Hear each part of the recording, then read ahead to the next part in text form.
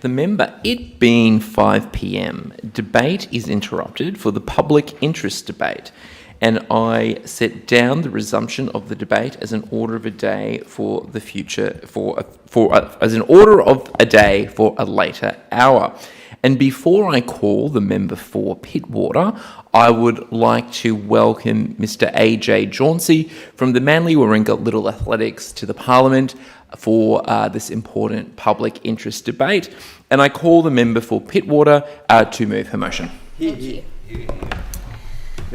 I submit the following interest debate for today, that this House 1 recognises that the Sydney Academy of Sport's Narrabeen Athletics Track, which is a recognised Olympic training centre, has been closed since 2023, severely impacting young and adult Northern Beaches athletes and local schools.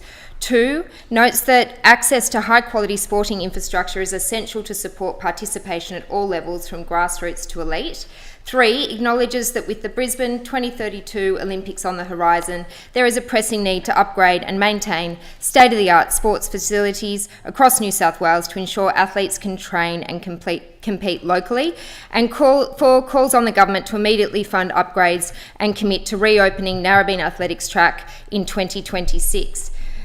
Mr. Speaker, there are many sports moments that unite our nation, but one that stands out to me is, of course, Cathy Freeman winning gold in the 400 metres at the 2000 Sydney Olympics. It has to take the cake. And with the Olympics being held in Brisbane in 2032, we have the opportunity to take home more gold medals on home turf. I have Olympic hopefuls in my electorate of Pittwater.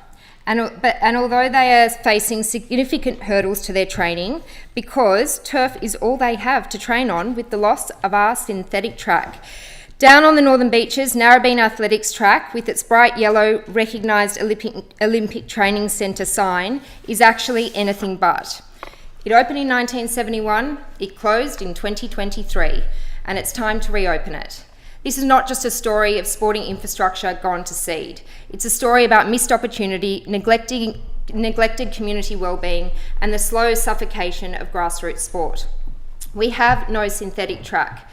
We have unsuitable alternatives, grass tracks. We have pockets of time that are found in makeshift playing fields across the LGA. And of course, those who need a synthetic track are travelling up to 2 hours round trip, or even more in traffic, multiple times a week, to train at either ES Marks, Olympic Park, or even the Central Coast. Those people include Leo Brown, who I just actually got off the phone from. He's 17 years old. He recently came 5th in the under-20s men's national final for the 400 metres hurdle. Now, he's risking sprained ankles on grass tracks as he trains, potentially slipping, also, holes in the track. He has unsuitable training. Then we've got local 14-year-old Tatton Rogers, and he's been on Narrabeen track since he was 7 years old. He's a dual national champion. He also has his eyes set on the 2032 Olympics. But again, he is travelling. He's chosen to travel, and he travels multiple times per week to train on synthetic tracks. And that's because the south of Sydney, the east of Sydney, and the west of Sydney have synthetic tracks, but currently North Sydney does not. And this is not how we should be preparing and supporting our athletes for the Olympics, and not even the Olympics, just all athletes, the whole community. Our local high school near Narrabeen Track is Narrabeen Sports High School, and the many other public schools and private schools around, not just my electorate, but other members here, their electorates as well, member for Wakehurst, member for Manly, access that sports track for their sports carnivals. It hosts a multitude of athletics carnivals, but of course does not at the moment, at least not on the synthetic track.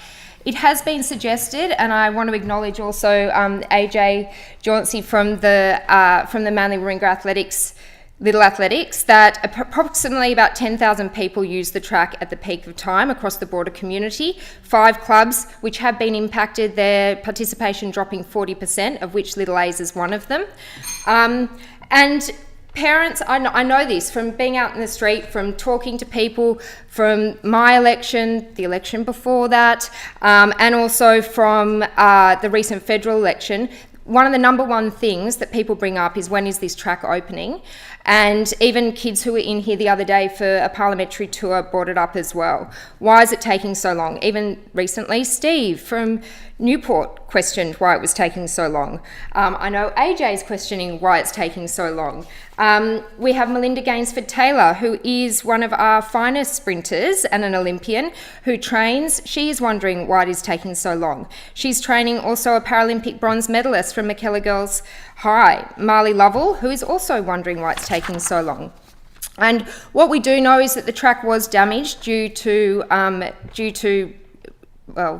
getting wet and then subsequent bubbling. And that's a source of frustration as well. And I'll talk about that in one moment. But before I end on the participation piece, I just thought I'd quote Olympian Jane Fleming, who actually is part of our Sydney Northern Health Network at the moment, the primary health network in the area, who said, "The sport of athletics has everything going for it, the biggest participation sport in the world, a truly global sport, diverse and inclusive, with literally no barriers to participation." She is, of course, right, except for the bit about no barriers to participation, because not having this track is a major barrier to those on the northern beaches and the broader North Shore. The frustration I mentioned earlier was that the track has been closed due to bubbling on the track, and the irony is that some of the surfaces that athletes are now training on are far more dangerous. It was a knee-jerk reaction in a lot of people's opinion, because it could, we believe, and I'm one of those people that believes, that it could actually be managed rather than have the track closed. We know insurance has come through. We need the government to step up and fund the difference and make a commitment that that track will be opened in 2026 and that works will commence as soon as possible. I quote also Jeff Davis, who's also from Manly Warringah Little Athletics, who said, "It's the greatest overreaction I've ever seen with anything." And I know members here, particularly member for Wakehurst and I, have done everything we can to find solutions. I've suggested that maybe iCare isn't the insurer and we find a private insurer. That didn't go down well, and that's apparently not possible. We have also lobbied a local school, the Japanese school, who worked incredibly well with us and very helpful for the use of their track, but they don't allow spikes on their track, so that wasn't a solution either. Council is working with us, although we don't have enough sports fields as it is, so finding those alternatives.